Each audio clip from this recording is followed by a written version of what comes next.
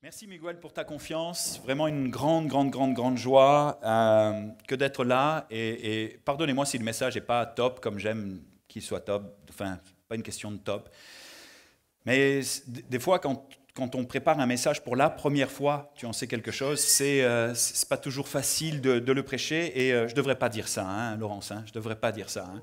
Mais bon, c'est comme ça, je suis comme ça, et j'espère que vous allez retenir le meilleur et que le Seigneur va vous inspirer aussi au demeurant, au-delà de ce que je vais vous apporter. Ouvrez vos Bibles, s'il vous plaît, dans le livre de Samuel, 1 Samuel, chapitre 16, à partir du chapitre 16. Pour ceux qui ont leur Bible, sinon, Merci, c'est vraiment gentil, merci beaucoup.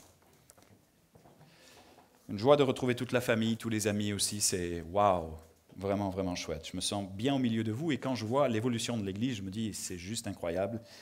Merci Seigneur et ce n'est que le début. On se l'est déjà dit depuis plusieurs fois et j'ai 2-3 petites choses à vous partager après de ce qu'il me semble venir de Dieu. Bon, maintenant, après, on est toujours d'accord sur le fait qu'on peut se donner des paroles et on peut être prophétique, mais on doit mettre en test ce que l'on a reçu, hein, le mettre devant Dieu et l'éprouver pour voir si vraiment, bien sûr, cela venait de Dieu. Et parfois, les choses peuvent arriver avec le temps. Et je pense que Dieu travaille aussi dans le temps et va faire son œuvre avec vous dans le temps. À partir du chapitre 16 et verset 6, lorsqu'ils entrèrent, il se dit en voyant Eliab, certainement loin de l'Éternel est ici devant lui. Il faut comprendre le contexte. Le roi Saül a été rejeté de l'Éternel pour un tas de raisons, et notamment l'impureté de son cœur et la désobéissance de son cœur et de ses mauvaises intentions. Et Dieu envoie le prophète Samuel se chercher un autre roi selon son cœur. Non pas un roi choisi des hommes, mais un roi que lui va choisir, un homme selon son cœur. Et donc le prophète Samuel entre dans la famille du père de David et voyant Eliab, son frère, qui avait certainement la même carrure que Saül, une belle prestance et un beau titre, un beau nom, on va le voir dans quelques instants, se dit certainement lui. Et on se demande, mais comment, je pense que vous l'avez déjà peut-être toutes et tous plus ou moins lu ce texte, comment c'est possible qu'un prophète de cette envergure passe à côté de la révélation? Comme quoi parfois... Alors que lorsqu'il voit Saül, il prophétise sur lui, puis il y a des choses extraordinaires qui se passent dans son ministère. Samuel, le prophète Samuel, qui est un voyant de Dieu, et qui, à ce moment de sa vie, ne voit rien. Il semble que ça soit incroyable, et il juge selon les apparences, et non pas selon la révélation de Dieu. Il voit le grand frère arriver, et pour lui, c'est juste, waouh, ça va être lui le roi. Non, absolument pas. Peut-être qu'il était empreint encore de la douleur d'avoir perdu, Saül en tant que roi, qu'il ait été rejeté. Et que l'émotionnel et que le chagrin qu'il devait éprouver, l'a empêché d'y voir juste par rapport à ce que le Seigneur, voulait lui révéler. Mais ça a été une leçon pour lui et Dieu va lui dire, ne prends point garde à son apparence et à la hauteur de sa taille, car je l'ai rejeté. L'Éternel ne considère pas ce que l'homme considère. L'homme regarde à ce qui frappe les yeux, mais l'Éternel regarde au cœur. Quelle leçon d'humilité pour ce prophète de renom. Et Isaïe appela alors Abinadab. Abinadab signifie aussi autre chose en hébreu de vraiment très intéressant. Et il le fait passer devant Samuel.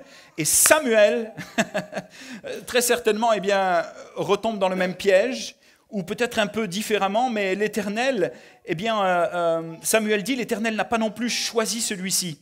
Isaïe fit passer Shama et Samuel dit, cette fois-ci il dit, il n'a pas non plus choisi celui-ci. Isaïe fit passer ses 7 fils devant Samuel, et Samuel dit à Isaïe, l'Éternel n'a choisi aucun d'eux. Puis Samuel dit à Isaïe, sont cela tous tes fils? Et il répondit, il reste encore le plus jeune. Mais il fait paître les brebis. Alors Samuel dit à Isaïe, envoie-le chercher, car nous ne nous placerons pas avant, qu'il ne soit venu ici. Isaïe l'envoya chercher, or il était blond avec de beaux yeux et une belle figure. Et l'Éternel dit à Samuel, lève-toi, oins-le, car c'est lui. Samuel prit la corne d'huile et l'oignit au milieu de ses frères. L'esprit de l'Éternel saisit David à partir de ce jour, et dans la suite, Samuel se leva et s'en alla à Rama. À partir du verset 21 à présent, toujours chapitre 16 verset 21. Il est question de Saül qui est agité par un mauvais esprit. Et on cherche un homme qui soit capable de l'apaiser. Il se trouve que David va être cet homme. David arriva auprès de Saül et se présenta devant lui. Il plut beaucoup à Saül et il fut désigné pour porter ses armes. Saül fit dire à Isaïe, « Je te prie de laisser David à mon service, car il a trouvé grâce à mes yeux. » Et lorsque le mauvais esprit venant de Dieu était sur Saül, David prenait de la harpe et jouait de sa main. Saül respirait alors plus à l'aise et se trouvait soulagé. Et le mauvais esprit se retirait de lui. Sur le champ de bataille, il va se passer quelque chose d'assez incroyable. Goliath va faire face à l'armée de l'Éternel et ils vont avoir peur de le combattre. Et voici que le père de David va l'envoyer pour apporter de la nourriture auprès de ses frères. Et lorsqu'Éliab, son frère aîné, qu'il avait entendu parler à des hommes, le vit, il fut enflammé de colère contre David. Et il dit, « Pourquoi es-tu descendu et à qui as-tu laissé ce peu de brebis dans le désert? Je connais ton orgueil et ta malice, la malice de ton cœur. C'est pour voir la bataille que tu es descendu, n'est-ce pas ?» David répondit, « Qu'ai-je donc fait? Ne puis-je donc pas parler ainsi ?» Et il se détourna de lui pour s'adresser à un autre et il fit les mêmes questions. Le peuple lui répondit comme la première fois. Un tout petit peu plus loin, on se rendra compte que le roi Saül, David va convaincre le roi Saül de le laisser se battre contre le géant. Le roi Saül va lui confier son armure qu'il va rejeter, dont il va se débarrasser pour se battre selon sa méthode. Je vais arrêter là ma lecture pour m'interroger sur quelque chose de vraiment, vraiment passionnant. Parce que ce qui me touche dans le début de ce récit, dans le début de l'histoire de David, dans ce que nous avons succinctement lu, c'est le contraste saisissant entre tous les protagonistes du récit et l'attitude de David.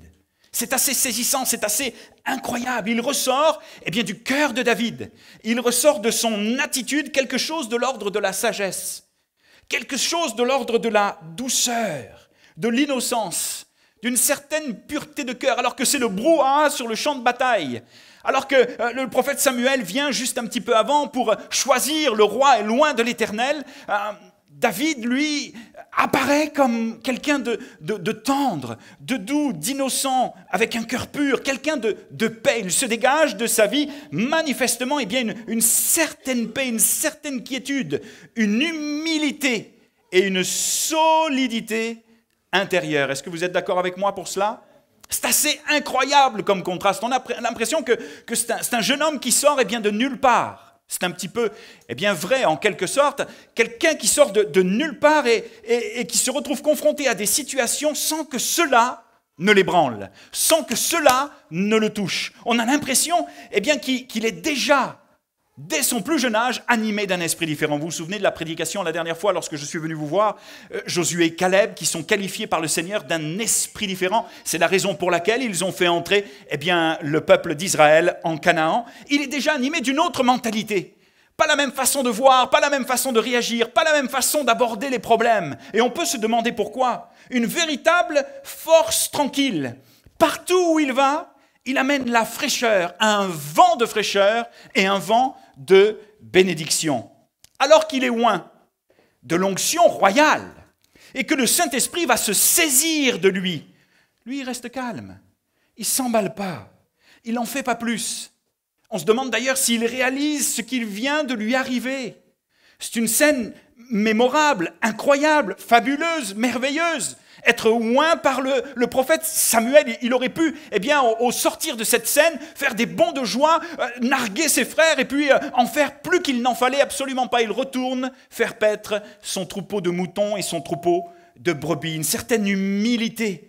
Et nous prierons, tout à l'heure, très probablement, pour que les hommes et les femmes soient oints de Dieu pour le ministère, soient oints de Dieu pour le service. Mais vous allez voir que ce n'est pas au demeurant cela qui compte dans l'essence de ce que je vais vous apporter ce soir. Mais on va le faire quand même parce que c'est important que le Saint-Esprit vous accompagne dans ce à quoi vous êtes destinés. L'onction de Dieu, la présence de Dieu, la manifestation de Dieu dans ce dans quoi il vous appelle. Mais alors que Saül est agité, lui est en paix. Saül est agité par un mauvais esprit et lui arrive avec sa harpe, comme s'il avait fait cela toute sa vie. un genre de délivrance, un genre d'apaisement, comme on le voit d'un homme qui est tourmenté. Et lui, il prend sa harpe et il joue, il est loin de Dieu, il se dégage quelque chose de l'ordre de la paix, de l'ordre de l'onction de Dieu qui calme le cœur de Saül. Waouh! Qu'est-ce qu'il fait? Il ne fait pas des bonds de joie. Il n'en fait pas plus. Il retourne faire paître ses brebis à ses occupations comme si de rien n'était. C'est incompréhensible comme attitude. Il y a une certaine sagesse, une certaine onction, une certaine humilité qui se dégage de son cœur. Et on comprend mieux maintenant pourquoi il est un homme selon le cœur de Dieu. Alors que son frère le fustige, lui ne répond pas à l'agressivité. Il semble que cela ne l'atteigne pas. On peut se demander pourquoi. Alors que tout le monde a peur de Goliath.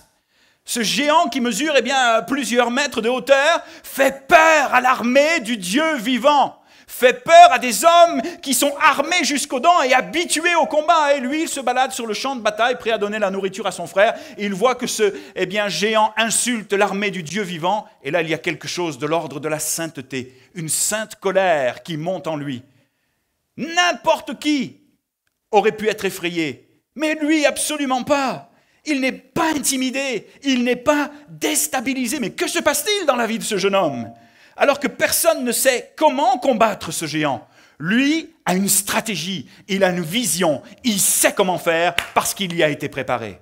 C'est juste incroyable. Cela contraste tellement avec les méthodes et les habitudes ambiantes. Ce n'était pas ainsi que l'on se battait contre les géants de l'époque, contre les armées ennemies de l'époque.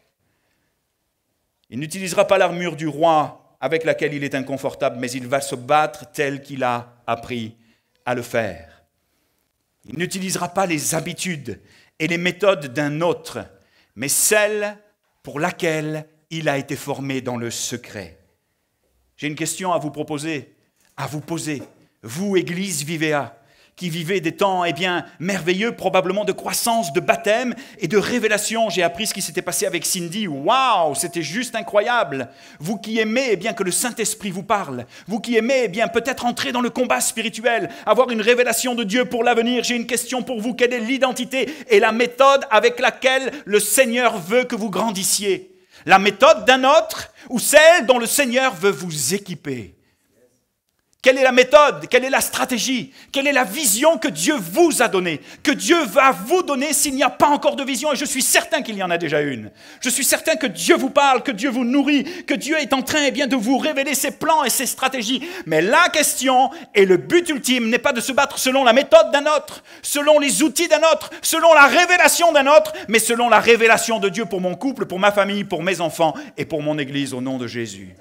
C'est tellement important. Tellement important de comprendre que le Seigneur nous appelle à être des hommes et des femmes différents, des hommes et des femmes selon le cœur de Dieu. Je veux vous annoncer cet après-midi que Dieu cherche un homme et cherche une femme selon son cœur et nous allons déterminer au fur et à mesure de la prédication ce que cela signifie. Mais la question que l'on pourrait se poser est la suivante. Comment est-il possible que ce jeune homme contraste tellement avec la crainte, l'agressivité, la peur et le stress ambiant? Comment est-il possible qu'il soit si différent? Comment est-il possible que rien ne l'atteigne? Qu'il ne prenne pas la grosse tête? Qu'il se balade sur le champ de bataille sans crainte, sans peur, avec la fougue et l'innocence d'un jeune homme que Dieu appelle? Tout simplement parce qu'il est un homme de la présence de Dieu.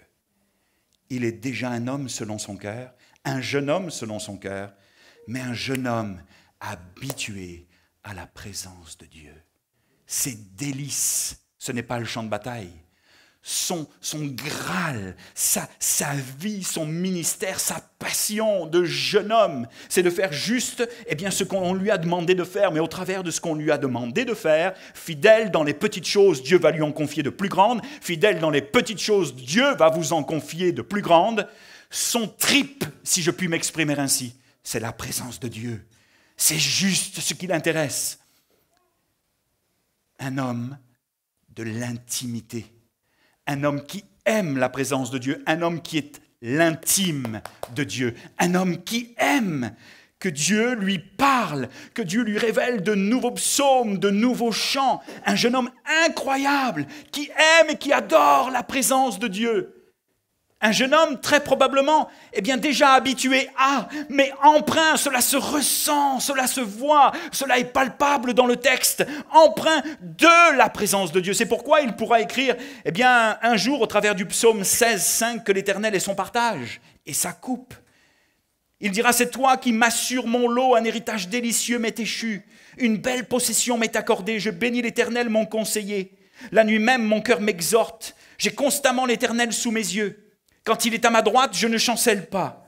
Aussi mon cœur est dans la joie, mon esprit est dans l'allégresse, et mon corps repose en sécurité. C'était déjà un psaume prophétique, car tu ne livreras pas mon âme au séjour des morts. Tu ne permettras pas que ton bien-aimé voie la corruption. Tu me feras connaître les sentiers de la vie.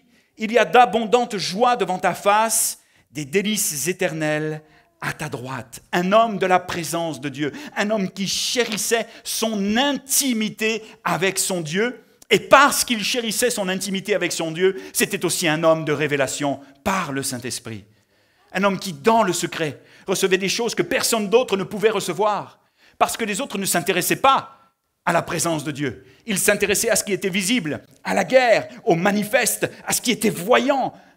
Ils étaient tous probablement, au moins quelques frères dans la famille, de belles corpulences. Ce n'était pas ça qui les intéressait. D'ailleurs, Dieu va les rejeter. Mais Dieu ne rejettera pas David parce que déjà dans son plus jeune âge, il se délectait de la présence de Dieu. C'était un gars d'intimité. Il aimait être intime de Dieu, avoir une intimité avec son Père. Un homme de la présence de Dieu, mais également un homme de révélation. Notez une chose, ce n'est pas le fait d'être comme ses frères, ce n'est pas le fait d'avoir une stature ou une position. Non, encore une fois, c'était juste la présence de Dieu qui l'intéressait. Et la façon dont il va se répandre, dont il s'exprime au travers de ses psaumes, tout son ministère et toute sa vie nous révèlent la beauté de son cœur et surtout le fait qu'il avait une intimité avec Dieu. Surtout le fait qu'il avait une intimité avec Dieu. Il l'aimait et le connaissait. L'un des plus jolis psaumes, et tous sont jolis, nous dit dans le psaume 40, « J'avais mis en l'Éternel mon espérance et il s'est incliné vers moi. Il a écouté mes cris, il m'a retiré de la fosse de la destruction, du fond de la boue. Il a dressé mes pieds sur le roc, il a affermi mes pas.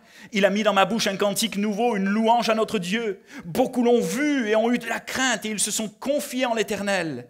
Heureux l'homme qui place en l'Éternel sa confiance et qui ne se tourne pas vers les hautains et les menteurs. Tu as multiplié, Éternel mon Dieu, tes merveilles et tes desseins en notre faveur. Nul n'est comparable à toi. Je voudrais les publier, les proclamer, mais leur nombre est trop grand pour que je les raconte. Il y a trop de choses à dire sur toi, Éternel. Tu ne désires ni sacrifice ni offrande, mais par contre tu as fait une chose. Tu m'as ouvert les oreilles. Et je prie qu'en cet instant, dans cette soirée, alors que nous allons passer un temps de prière tout à l'heure, sous la présence de Dieu, inspiré par le Saint-Esprit, que Dieu vous ouvre les yeux et vous ouvre les oreilles, parce que vous n'avez encore rien vu. Et il faut que vous entriez dans la révélation de ce qu'il va vous montrer, que vous entendiez ce qu'il veut, que vous receviez. Mais vous ne pourrez entendre et vous ne pourrez voir que si vous devenez des hommes et des femmes de la révélation, mais également de l'intimité de Dieu.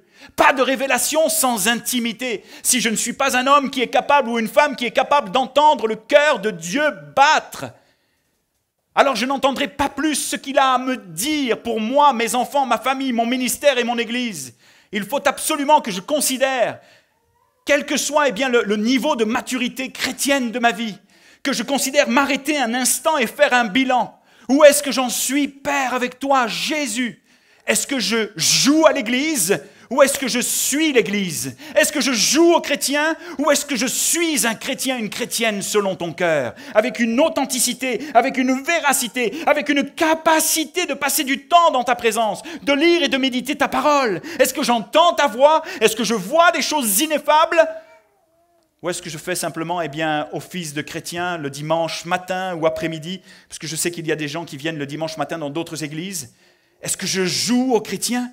Ou est-ce que je suis un homme de la révélation, un homme de l'intimité, une femme de l'intimité, selon le cœur de Dieu, à qui Dieu veut ouvrir les oreilles?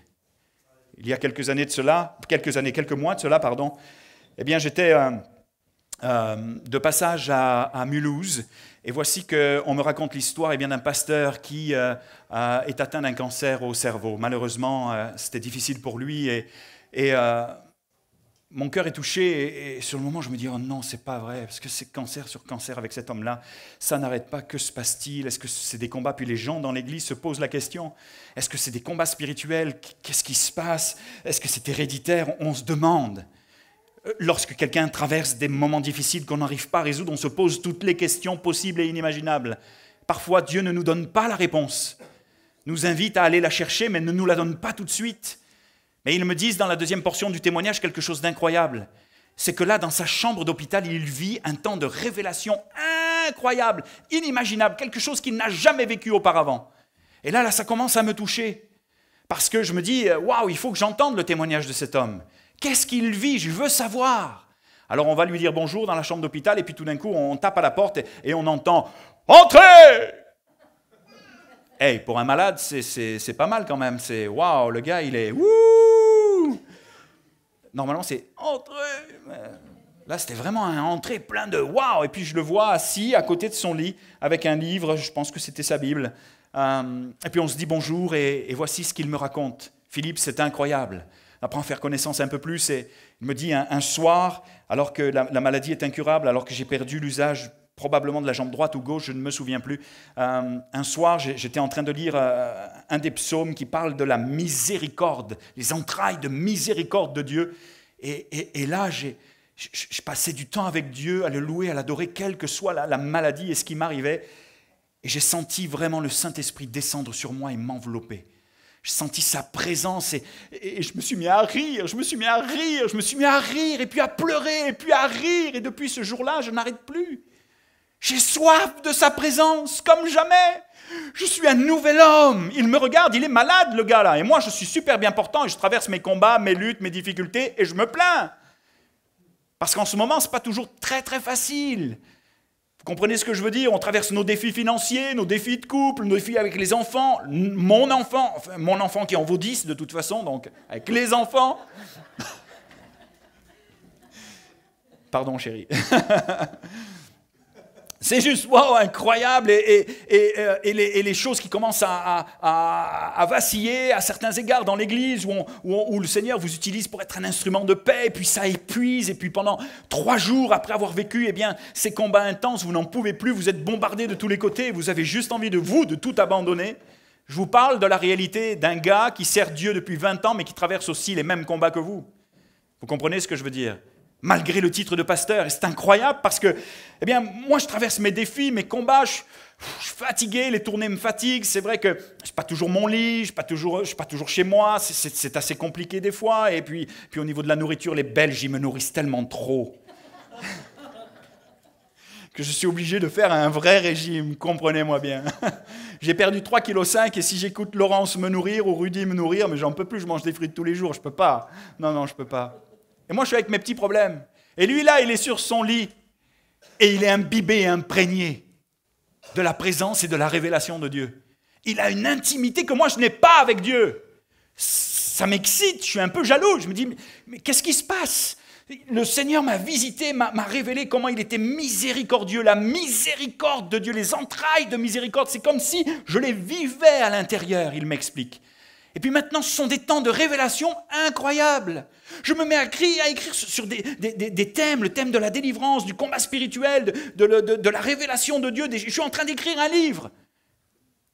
Et il est malade sur son lit. Dieu le visite, lui révèle des tas de choses extraordinaires. Et voici qu'il me dit, je deviens un homme de la présence de Dieu. Je deviens un homme de la révélation. Je deviens un homme de l'intimité. Ma vie n'est plus la même. J'ai hâte d'aller à l'église pour dire aux croyants que Dieu est un Dieu vivant, miséricordieux, extraordinaire, qu'il m'a visité et que je ne suis plus le même pasteur, je ne suis plus le même mari, je ne suis plus le même homme. Un homme inspiré, un homme de la révélation. Et c'est ce que je vais prier pour vous ce soir. Que vous puissiez connaître la dimension de sa présence. Il y a peut-être 2 ans de cela, 1 an et demi, je vous l'avais témoigné, le pasteur David Terry au Québec, que vous pourriez très bien inviter. Attention, c'est particulier. C'est un fou de Dieu. C'est un gars là, il prie. Des fois, je me dis, mais qu'est-ce qu'il fait? Purée, qu'est-ce qu'il fait? Mais sous l'inspiration, et puis il ose. Un gars avec un esprit différent, une mentalité différente, et il voit des miracles et des prodiges dans son église. Et un soir, eh bien, nous sommes assis dans son salon au Québec. Vous savez, les Québécois ne font pas la bise aux hommes. Ils les saluent par un salut fraternel ou un hug sur l'épaule. C'est ça, hein? Et puis, il n'y a pas de volet. Les stores sont ouverts. Salut David, si tu lis ce message, c'est pas grave, t'inquiète pas, je t'en ai pas voulu. Les stores sont ouverts. Et puis voilà qu'il me dit, on commence à prier ensemble. Et moi, je connaissais l'impact du Saint-Esprit et de Dieu dans sa vie.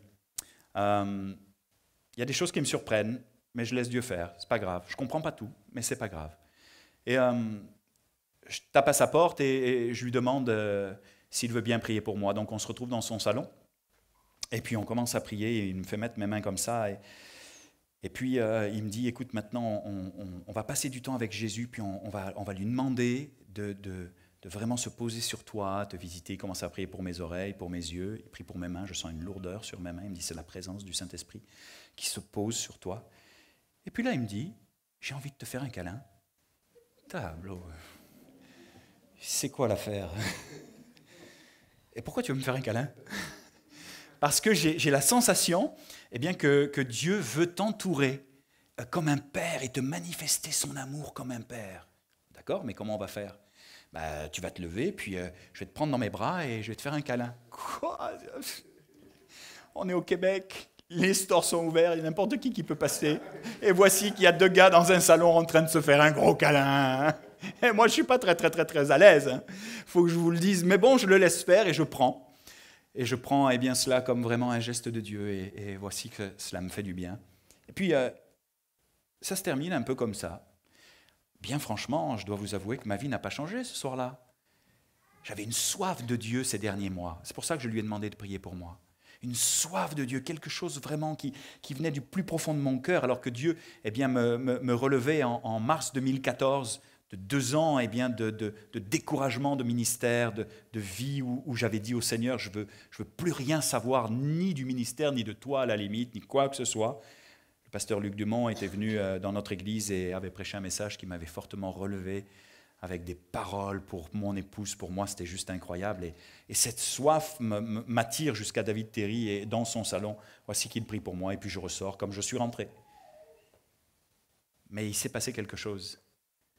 C'est que quand je me suis mis à prier, j'ai commencé à voir des choses que je ne voyais pas avant, comme si quelque chose venait de s'activer. C'est comme si j'entendais et je voyais des images, mais d'une précision incroyable. Et vous savez quoi? Ce dont je me glorifie, ce ne sont pas des images. Ce n'est pas ce que je vois, ce n'est pas ce que j'entends, ce n'est pas ce que je vis. Et ce dont je me réjouis, ou je me glorifie, entre guillemets, le mot n'était peut-être pas forcément très adapté, mais ce dont je me réjouis, c'est que depuis ce moment-là, ma vie de prière a changé du tout au tout. Depuis ce moment-là, j'ai une soif de Jésus, pas juste pour qu'il me parle, mais parce que je sais que sa présence est délicieuse, elle est bonne, elle est douce. Il y a des hauts et des bas parfois, ce n'est pas toujours facile, il y a des combats, mais j'ai soif plus que jamais de sa présence, et c'est dans sa présence que j'ai commencé à vivre des choses ineffables et incroyables que je vous propose de vivre ce soir. Un homme selon le cœur de Dieu, une femme selon le cœur de Dieu, une femme qui aime, un homme qui aime l'intimité avec Jésus. Vous voulez que je vous dise la vérité? Tout ce que nous faisons n'a aucun poids. Ce que je fais aujourd'hui n'a aucun poids ni aucune valeur si nous ne sommes pas et ne devenons pas des hommes et des femmes de sa présence. Des hommes et des femmes qui se délectent juste de sa présence pour le louer et pour l'adorer. Parce que c'est cela qu'il cherche. Il cherche premièrement des adorateurs, des hommes et des femmes de cœur qui l'aiment. Tu aimeras ton Dieu de toute ton âme, de toute ta pensée, de tout ton cœur et ton prochain comme toi-même. Mais avant d'aimer notre prochain, il est important de l'aimer lui, et lui aime être aimé. Et il cherche des hommes et des femmes qui l'aiment. Pas des hommes et des femmes qui jouent aux chrétiens, mais des hommes et des femmes qui sont de véritables adorateurs, amoureux, passionnés de Jésus. Vous savez, avant que cela ne m'arrive, quand le prédicateur prêchait ce que je suis en train de vous prêcher, Ça ne m'atteignait pas. Je me disais, oui, bon, ok, c'est cool, c'est chouette. Seigneur, je veux bien. Puis j'allais dans la chambre, je m'allongeais sur mon sofa et je m'endormais. Mais oui, incapable de prier plus de 10 minutes. Incapable de prendre la Bible, de la méditer. Waouh, c'était quoi ma vie? Ma vie, elle reposait, vous savez sur quoi? Pendant près de 15 ans, pratiquement 20 ans. Ma vie a reposé sur les expériences des autres. Ma vie a reposé sur les prédications des autres.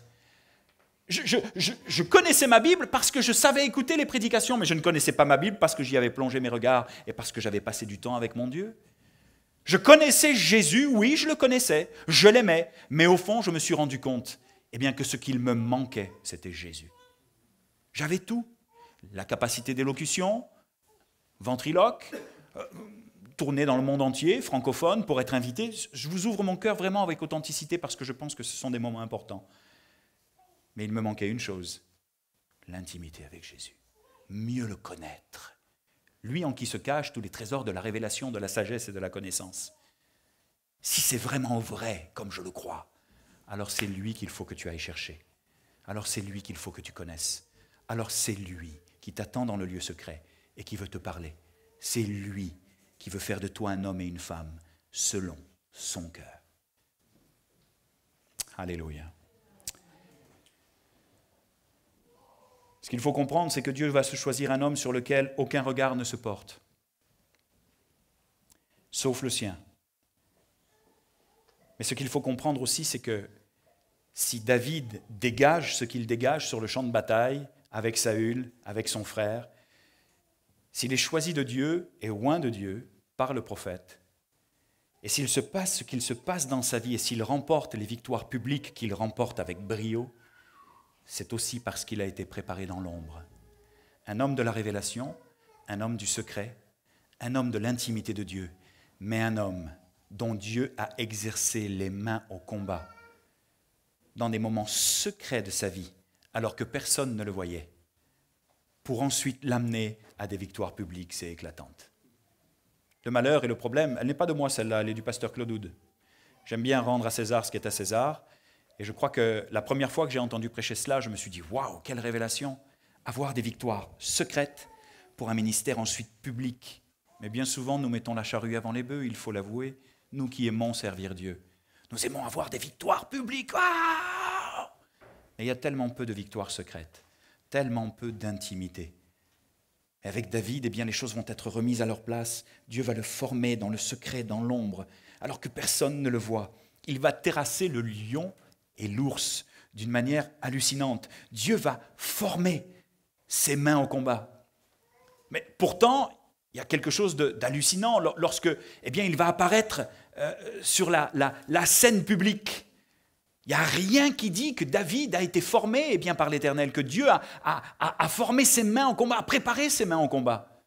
Et le prophète Samuel, tel que je vous l'ai proposé tout à l'heure, a été bluffé par l'apparence de ses frères. Et lorsqu'il va voir David, il va, somme toute, probablement être étonné. Le texte ne le dit pas, mais lui, et oui, toi. Toi sur lesquels personne n'apporte le regard jusqu'à aujourd'hui, mais que Dieu observe. C'est toi que Dieu appelle, et c'est toi que Dieu choisit. Pourtant, il semble que dans l'Église et autour de toi, dans ta famille, il y ait des gens de haute stature qui ont un super titre. Il semble que dans certaines églises, il y ait des prophètes un tel, des docteurs de ci, des pasteurs de là. Et que toi, tu attendes patiemment depuis des années sortir de ton problème. Ce que tu ne sais pas, c'est que Dieu est en train d'exercer tes mains au combat, en train de travailler ton cœur dans le secret, afin que tu aies des victoires secrètes pour des victoires publiques. Notez une chose, c'est que quand Samuel va voir Eliab, qui est un homme de guerre qui fait partie de l'armée de Saül, avec sa stature imposante, il va vraiment croire que c'est lui qui est choisi. Comme nous pourrions croire parfois que c'est lui qui est choisi, parce qu'il présente tellement bien. Mais Dieu ne regarde pas aux apparences, il regarde au cœur. C'est la raison pour laquelle je vous invite ce soir, vraiment de tout mon cœur, à considérer cela avec la plus vive attention, devenir des hommes et des femmes selon le cœur de Dieu, qui marchent avec obéissance, qui marchent avec soumission et qui marchent avec amour, qui aiment leur Dieu. Écoutez bien, Vous savez ce que signifie Eliab en hébreu? Cela signifie Dieu est un père. Voici Eliab, Dieu est un père. Et voici Abinadab. Abinadab signifie, eh bien, en hébreu, père de la générosité. Quel titre incroyable! Je veux juste vous dire, mes amis, que Dieu ne regarde pas nos titres. Je veux juste vous dire que Dieu ne regarde pas notre stature. Je veux juste vous dire que Dieu ne regarde pas l'homme qui est sur l'estrade. Je vise personne ce soir, hein, j'ai personne en vue, hein, rassurez-vous. Hein. Mais que Dieu ne regarde pas simplement eh bien, à la façon dont nous nous exprimons et à ce que nous dégageons. Tellement d'hommes et de femmes depuis pratiquement 23 ans de conversion en jetaient. C'était juste incroyable. Étaient des chanteurs extraordinaires, mais avaient des doubles vies. N'étaient pas des hommes et des femmes selon le cœur de Dieu, avaient été rejetés de Dieu depuis longtemps. Personne ne l'a discerné. Mais au moment où les choses explosent, waouh, comment est-il possible que cet homme qui était un homme de Dieu soit tombé dans l'homosexualité? Comment est-il possible que cet homme qui était un homme de Dieu, un chanteur incroyable, ait terminé sa vie ainsi? Comment est-il possible que? Parce que l'homme regarde aux apparences. Parce que l'homme donne des postes selon les apparences. Parce que l'homme fait confiance selon les apparences. Mais Dieu regarde au cœur. C'est tellement différent. La méthode de Dieu, le jugement de Dieu, l'appréciation de Dieu n'a rien à voir avec ce que nous pouvons en juger et en croire, à moins que nous ayons du discernement. C'est la raison pour laquelle il nous faut devenir des hommes de sa présence, des femmes de sa présence, des hommes et des femmes de sa révélation, pour ne pas nous tromper sur les hommes et les femmes avec qui nous travaillons. Les hommes et les femmes qui prétendent être prophète un tel, pasteur un tel. Je veux juste vous dire quelque chose. Votre église, elle est un petit peu pour moi comme le cœur de David. Ce n'est pas une prophétie, c'est juste une constatation. Et puis si c'est une prophétie, tant mieux. Je vois cette église par rapport à tellement d'églises qui brassent, qui en jettent, qui... Oh. Vous savez, c'est rare que je prêche comme ça. Vraiment. Il va peut-être falloir que tu coupes à un moment donné parce que les gens qui vont m'écouter vont me dire « C'est qui celui-là là ?» C'est rare que je prêche comme ça. Mais le monde évangélique, pardonnez-moi, mais est tellement plein de folie, tellement plein de gens incroyables, tellement plein de titres, des pasteurs de plusieurs continents qui se donnent des titres plus gonflants les uns que les autres. Mais vous savez quoi? Ça fait rire le Seigneur. Et ça l'attriste même. Parce que ce n'est pas ça qu'il cherche. Il cherche des hommes et des femmes selon son cœur. Des hommes et des femmes sur lesquels on ne va même pas mettre un centime d'euro dans leur vie. Des hommes et des femmes qui ont raté leur vie. Des hommes et des femmes qui se disent « Seigneur, ne te sers pas de moi, moi je ne vaux rien du tout, sers-toi de lui. » Ben, c'est juste la formule qu'il faut pour attirer le Saint-Esprit dans ta vie. Continue et tu vas voir de grandes choses. Je me souviens, sans prétendre moi-même être un homme selon le cœur de Dieu, pas du tout. Mais je me souviens, alors que lorsque nous sommes nés de nouveau, moi j'étais un bagarreur, j'étais un violent. Pour éviter de taper sur ma compagne, qui est Sandrine et maintenant mon épouse, je tapais le chien ou je prenais les portes en bois tellement j'étais colérique, tellement j'étais haineux, tellement j'avais des douleurs dans ma vie à cause de mon passé. Je prenais des portes en bois et je tapais dessus, et je les cassais les portes. Les portes, il y avait des trous comme ça dans les portes. Personne ne voulait me faire confiance. Les patrons ne me faisaient pas confiance, les gens autour de moi ne me faisaient pas confiance, j'étais trop impétueux, j'étais trop instable. Et lorsque je rencontre Sandrine et que nous nous convertissons, le Seigneur fait une œuvre assez incroyable dans ma vie et tout de suite naît dans ma vie eh bien, l'envie de le servir, l'envie de faire quelque chose. Waouh! Enfin quelqu'un qui me fait confiance. Et vous savez ce qui m'a maintenu droit et ce qui m'a maintenu fidèle alors que je ne l'étais pas? Vous savez ce qui m'a maintenu dans le ministère, mine de rien, malgré les découragements? C'est la constance et la fidélité de Dieu, c'est son amour et le fait qu'il croyait en moi, alors que personne ne voulait me permettre d'exercer le ministère. Pendant 10 années avec mon épouse, nous avons traversé des épreuves de couple abominables. Si vous lisez et comprenez entre les lignes dans ce que je vais vous dire, il ne s'est rien passé pendant 10 ans entre mon épouse et moi. 10 années de sécheresse, de douleur.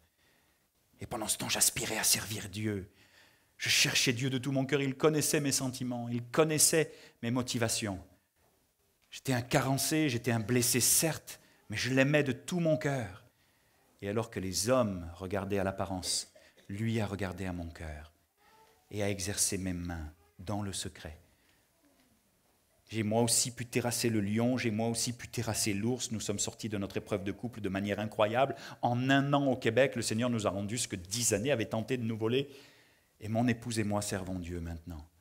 Pas toujours facile, mais ce que j'ai appris, c'est finalement pas tant de servir Dieu, mais c'est qu'il se serve de nous.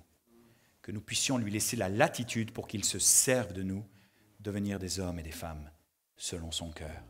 Des hommes et des femmes selon sa révélation. Est-ce que nos musiciens peuvent venir me rejoindre, s'il vous plaît? Parce que je voudrais bien commencer à entrer dans un temps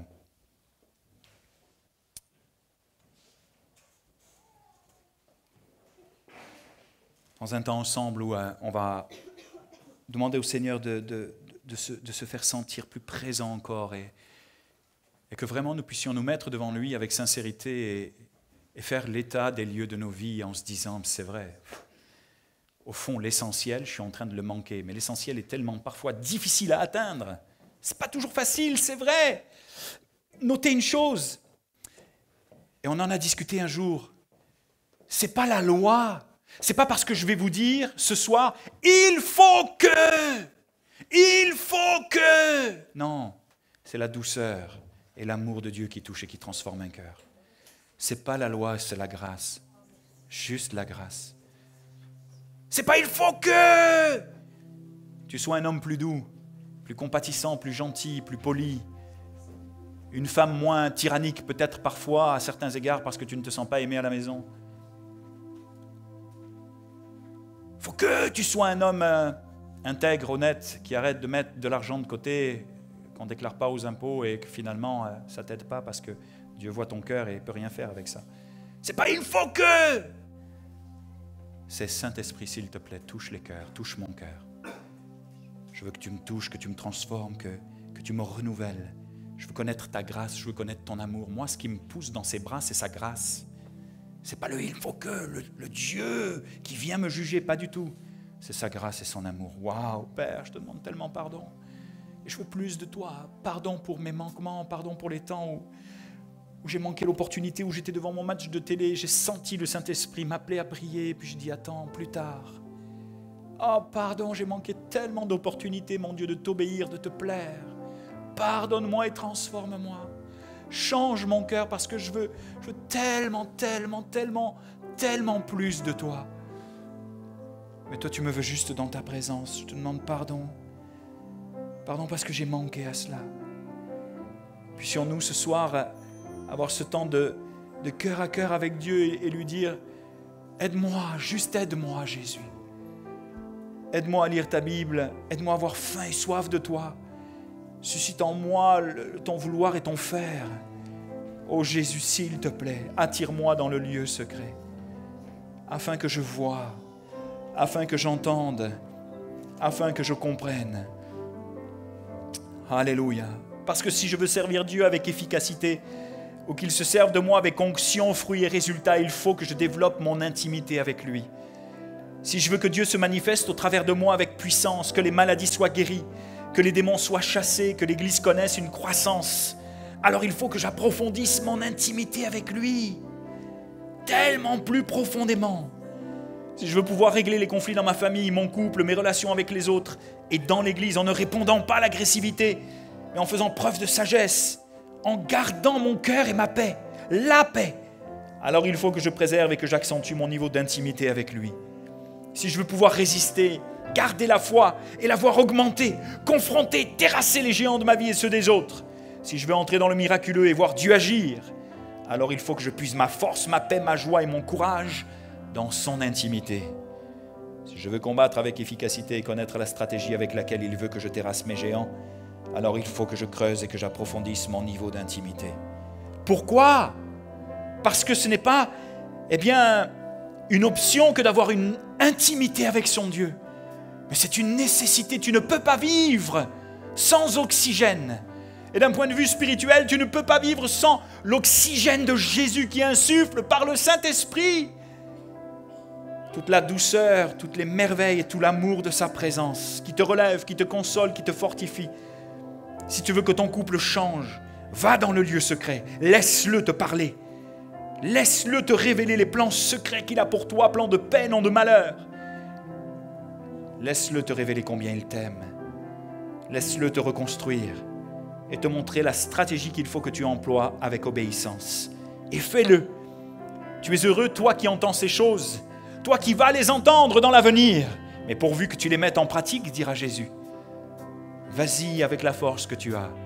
Et ne t'inquiète pas. Tu es cet homme et cette femme que Dieu cherche ce soir. Alléluia.